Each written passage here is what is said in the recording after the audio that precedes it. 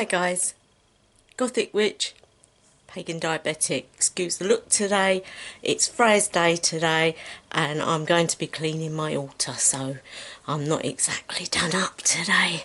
So hey, here we go. Freya's Day is very special. It's her day of the week.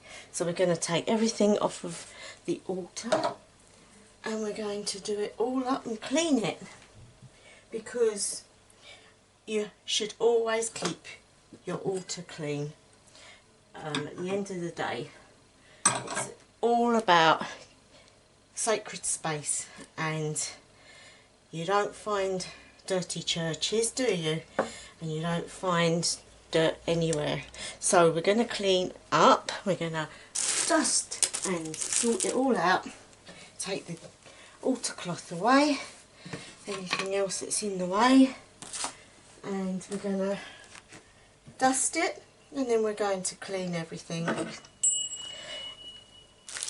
The reason you do this is, like yourself, you have a bath, so why shouldn't the altar get a clean too?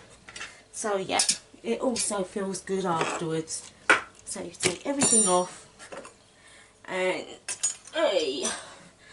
then, excuse me if you can see, that's a bare altar. I'm just going to get my stuff to clean it, and there's lots of things that when I was an Alexandrian training, we used to have to clean things religiously, and we would spend a good 2 hours before ritual just polishing all the because we used to have a lot of stuff which was to sort of all metal, like, you know, brass, silver. We'd have silver vases, brass vases, we'd have copper, and everything had to be completely spotless, because at the end of the day, if it wasn't good enough, you'd get sent back to do it again, and you'd do it in silence. The reason for this is because when you're silent, you're getting your thoughts around it all. And so that's step one. I always do the inside as well, because if it's clean on the outside, it needs to be clean on the inside, which is just like us. We need to be a clean vessel within. And so I'm just going to switch off for a minute. And now I'm going to look at all the, oops, that's all my stuff. We're going to pick an altar cloth, because, you know, it is coming up to summer solstice soon, and I'm thinking maybe a red one or a green one. I'm not really sure. I'm thinking now, it's not quite summer solstice, still Beltane, sort of around that time. So I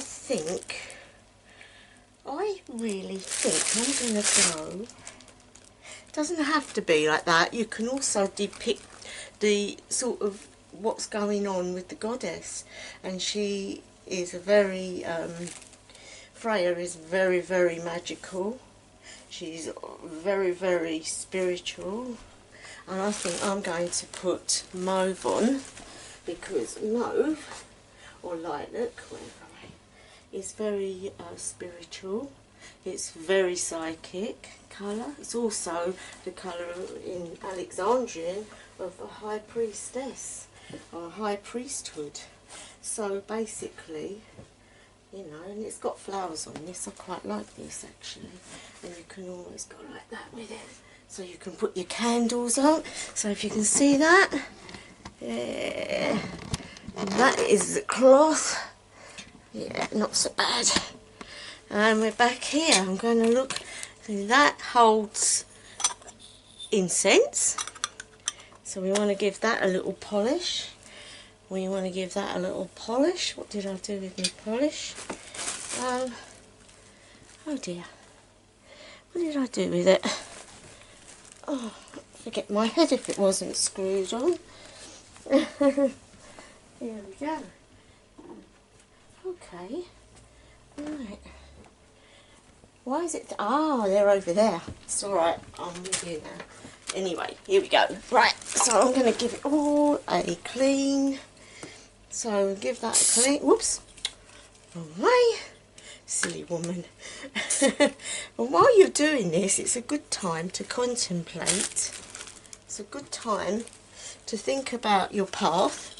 And when you're polishing, you're actually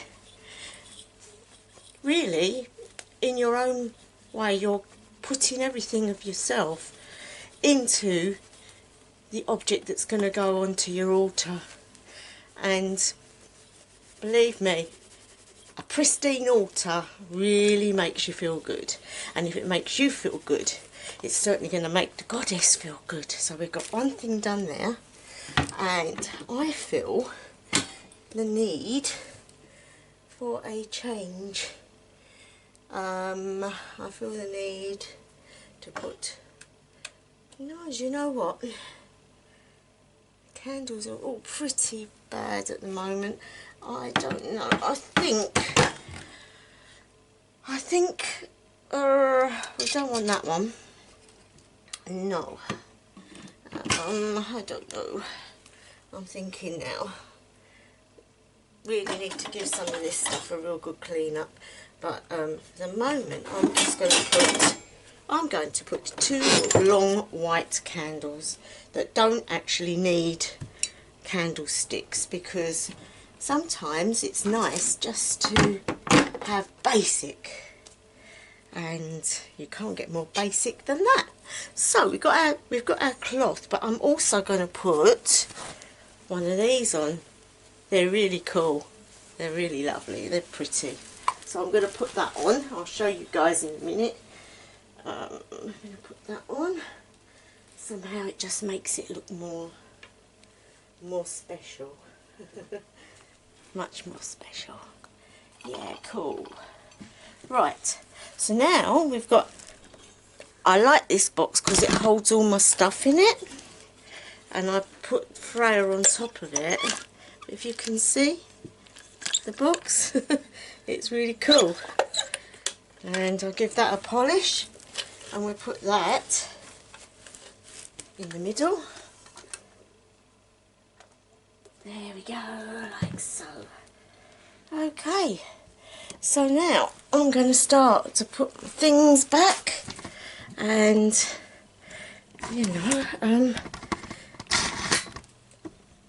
it's not always just about ritual, guys. It's also about getting things right. Because, can you see that? Yep. So, right, so I've put that in the middle like so. And then I've got Freya. And we're going to give her a wipe over, because even though this is one that I made, you can make these really easy. I did one in my other thing, in another video. But yeah, it's got all the depictions on there. And they're so easy to make. If you're no good at faces, it doesn't matter, because you don't have to put one. I've got a blank face there, because I'm not so good at faces.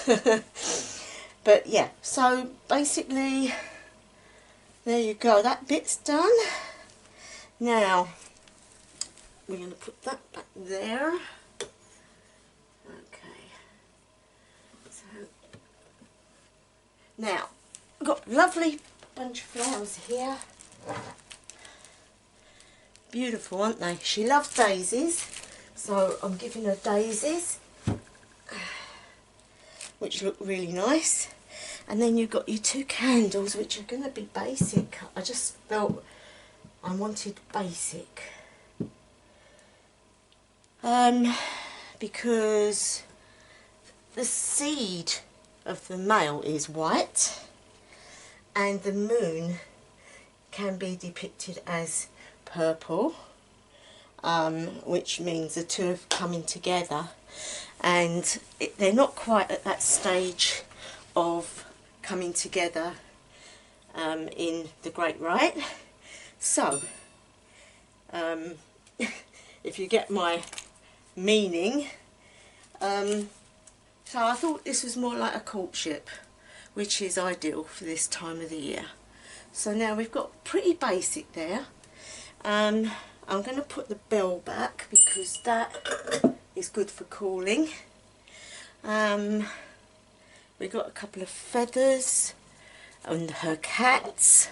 Always got to have the cats because they're the ones that were given to her to draw her carriage. And of course we want,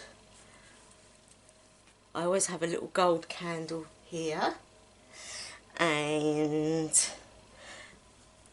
obviously I always have one of these also. Doesn't matter what one you have, I think I'll have that one for a change. And more feathers, and of course Thor's hammer, which depicts the male, and I'll put that there because they're not quite got together yet. I'm actually going to make a Thor and an Odin. I think that would be really cool, so I'm going to do that. But yeah guys, it's you know, it's all about where you feel you're coming from. You know, the chalice needs a really good clean up.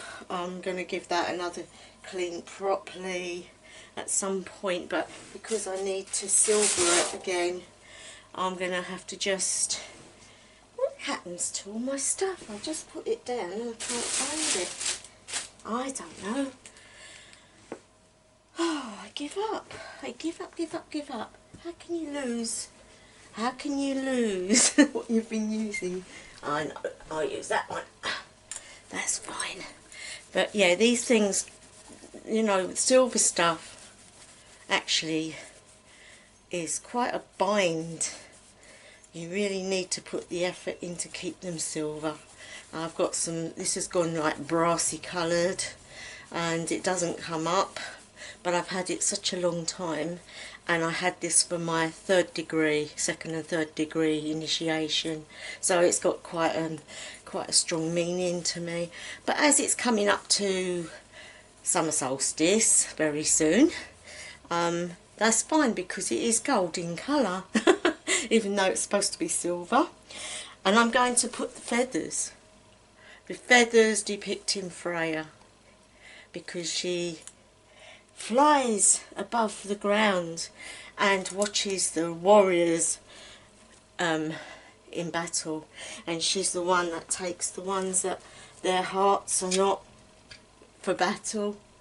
So she's the one that they really, well, it's a wonderful thing. I'm going to actually put that on the right hand side, which is not done, but because this is the God side. But at the end of the day, it doesn't matter because it's what you feel inside. Now, she and he will be getting together, so it's like a courtship. This altar is now set up as a courtship for the big day. So basically, they're going to get together in marriage. So it's like a contract. So she's given her feathers saying, yes, I will. And her womb, which is open for the act of producing. So when summer solstice comes, I'll change the altar again, and it will be to do with the God power and her and creation.